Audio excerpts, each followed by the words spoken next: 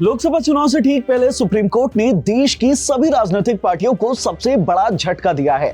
देश की पॉलिटिकल पार्टियों को जिस इलेक्टोरल बॉन्ड से सबसे बड़ा चंदा मिलता है, सुप्रीम कोर्ट ने उस बॉन्ड को ही असंवैधानिक बता दिया है। इतना ही नहीं, देश की सबसे बड़ी कोर्ट ने इन इलेक्टोरल बॉन्ड्स पर तुरंत रोक लगा दी है और पॉलिटिकल पार्टियों को कहा है कि अब तक जितना भी पैसा इन बॉन्ड्स के जरिए उन्हें मिला है उसे तुरंत वापस किया जाए। जी हां, 8 साल से लंबित इस मामले में सुप्रीम कोर्ट ने 15 फरवरी की सुबह फैसला सुनाया है। प्रशांत भूषण याचिकाकर्ताओं की तरफ से इस केस को लड़ रहे थे।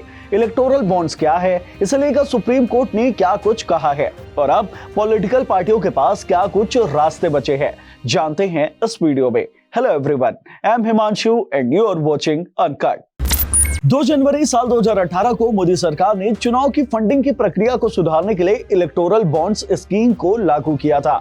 सरकार का कहना था कि इससे चुनावी फंडिंग की प्रक्रिया आसान हो जाएगी और साथ ही साथ पारदर्शी भी होगी।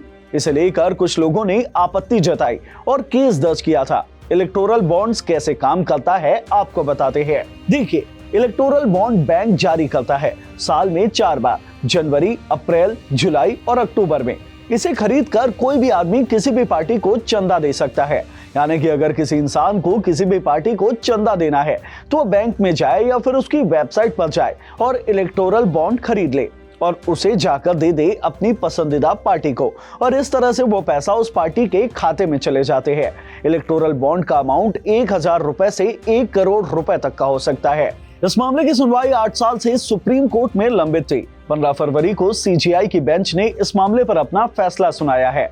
सुप्रीम कोर्ट ने कहा कि नागरिकों को यह जानने का अधिकार है कि सरकार के पास पैसा कहां से आता है और कहां जाता है। गुमनामी चुनावी बॉन्ड सूचना के अधिकार और अनुच्छेद 19(1)(a) का उल्लंघन है। इलेक्टोरल बॉन्ड के अलावा भी काले धन को रोकने के लिए दूसरे तरीके हैं। इलेक्टोरल बॉन्ड की गोपनीयता जानने के अधिकार के खिलाफ है। राजनीतिक दलों की फंडिंग के बारे में जानकारी होने से लोगों को मताधिकार का इस्तेमाल करने में स्पष्टता मिलती है। इसके साथ ही चीफ जस्टिस ने एसबीआई को 3 हफ्ते के अंदर 12 अप्रैल 2019 से लेकर अब तक की जानकारी सार्वजनिक करने को कहा है। एसबीआई को इलेक्टोरल बॉन्ड के कितने पैसे आए हैं, कहां से आए हैं और किसने किस पार्टी को दिए हैं, इसकी पूरी जानकारी चुनाव आयोग को देनी होगी और फिर चुनाव आयोग ये पूरी जानकारी सार्वजनिक कर देगा। बहुत ही महत्वपूर्ण फैसला सुप्रीम कोर्ट ने दिया, जिसका कि बहुत लंबा असर होगा हमारी पूरी चुनावी लोकतंत्र के ऊपर।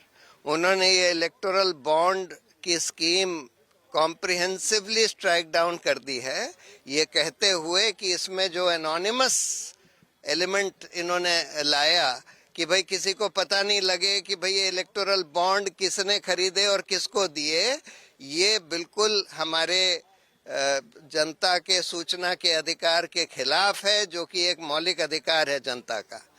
और साथ में उन्होंने तो ये जितने भी अमेंडमेंट्स आए थे कंपनीज एक्ट में, इनकम टैक्स एक्ट में, रिप्रेजेंटेशन ऑफ पीपल एक्ट में, सबको रद्द कर दिया है।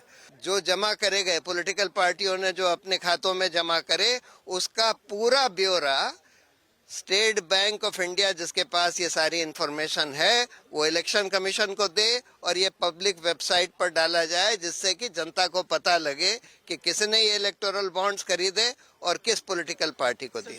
लोकसभा चुनाव 2024 से करीब 2 महीने पहले सुप्रीम कोर्ट ने पॉलिटिकल पार्टियों को बड़ा झटका दे दिया है। कोर्ट ने पॉलिटिकल पार्टियों को यहां तक कह दिया है कि अब उन्हें चुनावी बॉन्ड से मिली सभी फंडिंग को वापस भी करना होगा। इस वीडियो में इतना ही।